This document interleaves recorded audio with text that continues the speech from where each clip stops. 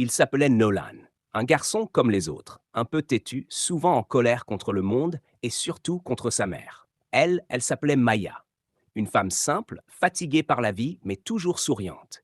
Elle faisait tout pour lui, travaillait tard, se privait pour qu'il manque de rien, même quand lui ne le voyait pas. Mais à force de disputes, de mots jetés trop vite, la maison était devenue froide. Nolan ne parlait plus. Et Maya, elle, se contentait de baisser les yeux, d'espérer qu'un jour son fils redeviendrait celui qu'elle connaissait. Un soir, la dispute de trop a éclaté. Une histoire bête, un plat brûlé, un ton qui monte et les mots ont fusé comme des couteaux. Tu comprends rien à ma vie. Un jour, tu regretteras la façon dont tu me parles. Et cette phrase, Nolan n'a jamais su qu'elle serait la dernière.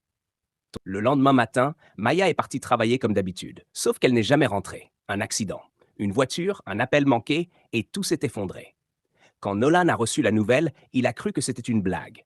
Mais les sirènes, les gens qui pleurent et le téléphone qu'il serre contre lui, tout était vrai. Il est resté là, assis sur le trottoir, incapable de pleurer. Parce qu'au fond, il savait, la dernière chose qu'il lui avait dite, c'était de la haine. Et maintenant, il n'aurait plus jamais la chance de lui dire pardon.